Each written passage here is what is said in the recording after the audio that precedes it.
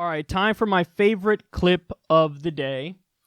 Mark Levin is one of the dumbest and most pompous right-wing hacks in existence. He was a talk radio guy for the longest time. Then Fox News gave him a show. He's going to go on Hannity's show here, and he's going to melt down over Alexandria Ocasio-Cortez. Take a look at this. It's awesome.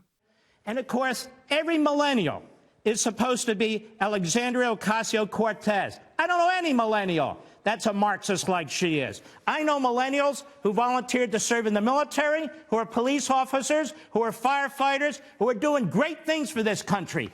Every millennial is not a radical nut job going through the socialist talking points.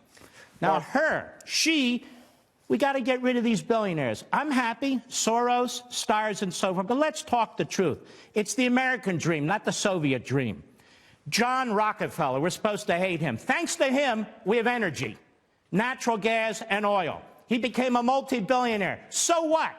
John Walton, we have Walmart, where people can get things at a decent price, and they employ tens of thousands of average Americans. Great. The family's worth billions. So what? Weyerhaeuser. You like toilet paper? You like writing paper? You can thank Weyerhaeuser. Bill Gates, lefty, Microsoft, revolutionized computers. Andrew Carnegie made the production of steel possible that we use today. Jeff Bezos, I'm no fan of this guy, but changed completely how we buy. Andrew Mellon financed the ability for us to have electricity in every home. Henry Ford, I can go on and on. Now, multi-billionaires. What has Alexandria Ocasio-Cortez created? Any job? Part-time job? How about Bernie Sanders? What have they created? So where's all this money going to go? 70% tax bracket. Who's going to decide who gets what? The Department of Agriculture? The Department of Energy? The EPA? These people waste $125 billion a year, according to the GAO. Americans do not like big, authoritarian, centralized government and 2 million bureaucrats pushing them around. So why do we confer health care upon them? And what does she know exactly? Nothing. Go to the supermarket. There's capitalism. 20 different types of bread. 30 different types of wine from all over the world. 5 different types of fish. I can't even tell what fish. Go to the supermarket. Look at all the different things you get. We live better than kings and queens lived 150 and 200 years ago. Look at all the things around you. That's created by capitalism. Capitalism and freedom, individualism, the American people. They're about government, power, edicts, fiats. That's what she's all about. And Ms. Ocasio-Cortez, please come on my Fox show on Sunday. I want to talk to you. I want to talk to you about capitalism versus Marxism and socialism. I want to talk to you about some of your ideas. I know you go to these slobbering interviews and so forth. I promise to be respectful, have enough guts and enough intelligence, because my theory, Sean Hannity, is this. She is a media creation. That's all she is. And let some conservatives who will treat her with respect interview her. I would request an interview. That was glorious. And first of all, why are you yelling? There's no reason to yell. Now, don't get me wrong. I'm not anti-yelling. I just did it earlier in the show today. But it just seems so, fake. This is not a relevant area to yell. You're just explaining why you disagree with her. Fair enough. Go ahead. Do you, son. But for no reason, he cranked the volume up to 11. And let me tell you why you're an idiot. And you're a Marxist. And you're a socialist. And I have a weaselly, nasally voice. And I'm being laughed for no reason. Please come on my show. Why the fuck would she come on your show? You just spent 2.5 minutes shitting all over her and mischaracterizing her and strawmanning her. And now you're like, I really want attention from you. Thirsty ass boomer Fox News host. And I want to say, Miss Ocasio-Cortez, I totally am not interested in you in any way, shape, or form. I don't think that you're really supposed to be in this position, and I don't spend all day Googling your name, and okay, fine, I do. Please come on my show. I'll treat you with respect. You just spent 2.5 minutes shitting on her and strawmanning her. And he's like, I'll treat you with respect.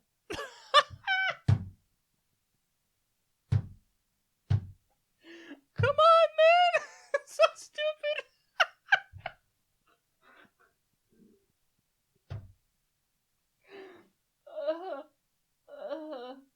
Okay. All right, let's go through some of his non-arguments, because that's what they are. I can't get over the yelling for no reason. First thing he says is, she's a Marxist. Simply not true.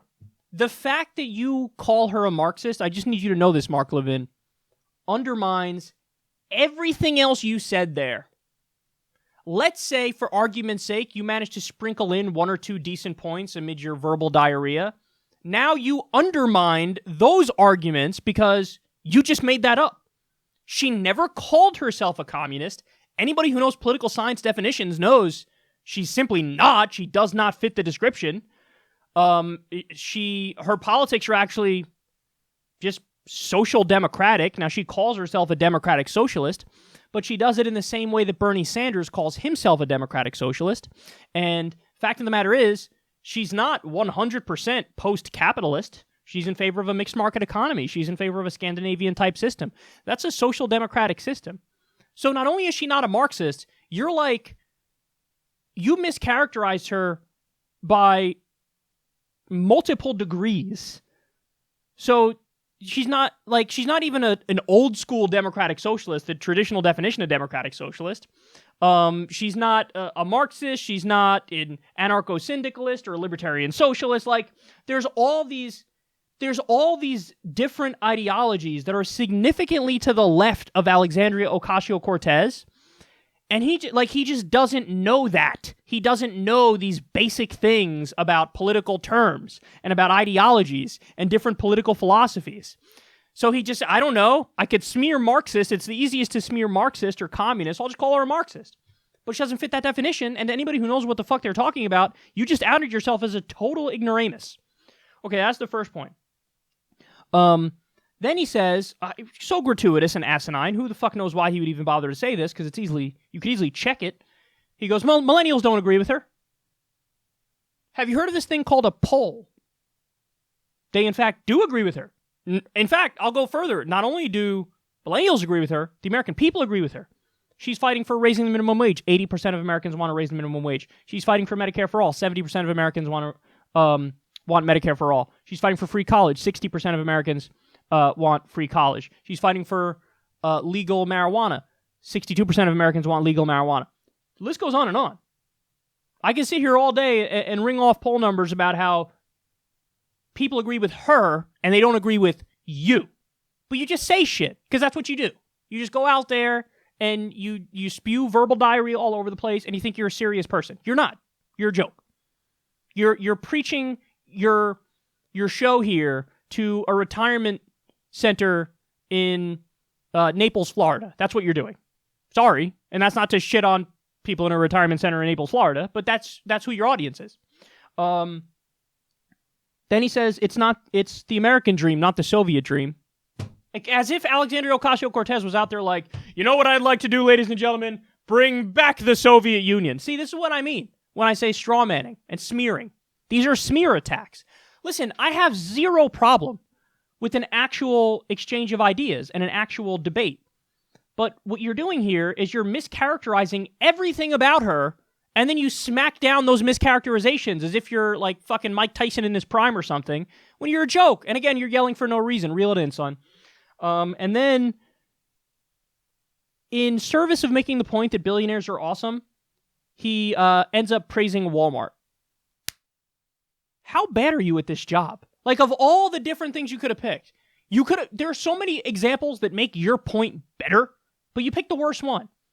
He's like, man, billionaires are great. Walmart, you can get cheap stuff at Walmart, made by Chinese slave labor that I support, where American workers don't even get paid a living wage, and those shitty jobs just took the place of old school small business jobs where they got paid more. But still, Walmart is awesome. I'm Mark Levin. Oh, Jesus Christ, man, you're embarrassing. Really? That's the hill you're going to die on? The Walmart is awesome hill.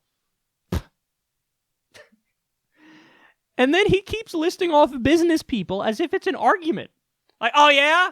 You're against billionaires? Well, here's a lot of successful business people. As if, like, let's say there was literally a 100% tax on net worth over $1 billion, okay? all of those people that he listed off, they would still exist, and they would still have made all the products that they made. Nobody starts out to create a business, and then they go, I would work harder, but if I happen to make $1 billion, if I get over that line and I make $1,005,000,000, the government's going to take that $5 I have over $1 billion. So I really see no incentive to work. Yeah, that's a real concern that happens. What a joke. Dude, these arguments are embarrassing. Mark Levin, you're embarrassing. I mean, this is honestly laughable. Here's a bunch of business people that exist. And I'm making a point, right? Am I making a point? No, you're not. You're not making any point at all. You're not making any point at all. They would still have existed even if we taxed everything over $1 billion at 100%. And by the way, the point from AOC was not just billionaires shouldn't exist, full stop. The argument was we live in a system where billionaires exist, but we also have millions of workers working full-time and not making enough money to survive. We have children who live in poverty. We have 29 million Americans without health insurance. We have teachers who need to sell their blood plasma to pay the bills. They're teachers. They have a full-time job, and they can't pay the bills. So there's billionaires, and then there's fucking teachers who work full-time, and they still have to sell their fucking blood plasma. So she's saying, a little bit of a problem there with that system now, isn't it? But idiots like Mark Levin, he's fine. He makes probably $1 million a year fucking spewing his nonsense on Fox News. So he's like, I like this system because I'm rich. All right, well, then you're a fucking idiot, and you can't see outside your own life. You can't put yourself in anybody else's shoes. So it's, again, embarrassing. And then finally he says, who gets to decide who does what with the 70% tax rate? Notice, again, misleading people, doesn't mention the 70% tax rate is a top marginal rate, which they don't know what that means. I'm not kidding. They're either lying or they don't know what it means. And what that means is all the income over the $10 million a year line is taxed at 70%. And that's before loopholes and deductions. So it'd probably be like 45%, 43%, the same as it was during the golden age of economic expansion. So in other words, what that means is if you make $11 million in a year, let's say, it's not like the 70% of the 11 million gets taken from you. No. The first 10 million is taxed at lower rates in a progressive rate system, and then only that $1 million above the $10 million mark is taxed at 70%, and even that's before loopholes and deductions. Every developed country has a tax system like that. Ours is insane with letting billionaires and millionaires continue to make money endlessly as they screw over their workers and then fucking put all the money in the bank. They don't create more jobs, and they get more and more rich as income inequality gets worse and poverty increases. So she's actually the one who's taking the international moderate position, and he's just smearing it. And to answer his question, who decides what we do with that tax money? Very simple. The American people. And you know what they're going to pick? They're going to pick free college. They're going to pick doing an infrastructure deal. They're going to pick Medicare for all. And they're right. So I'm in favor of what the American people want. Mark, you? What are you in favor of? That's right. You're in favor of what you want, and you don't give a fuck what anybody else says. And then, finally, he says, Americans don't like big government. Depends on the issue, Mark. NSA spying? Yeah, they want small government. That's one of the areas where I think you want big government, too. Strange. Endless war? American people want small government. That's right. That's another one. You want big government there. Weird. But in other areas, like healthcare, they want big government. Enacting better minimum wage laws, big government. So, again, look at the polls. They don't back up any of what you actually believe. And he said that she's a media creation. Hilariously ironic. You know who's a media creation, buddy? You. She, on the other hand, busted her ass to get elected, knocking on doors and telling people a comprehensive political philosophy that she's going to represent to improve their lives. So she worked her ass off to do that. She did. Whereas you pontificated in front of an audience of boomers in the silent generation and said nothing of substance, but spewed the right propaganda for you to get those, for you to get, for you to work your way up that ladder, for you to get promoted. That's the word I was looking for. I don't know why I couldn't find it.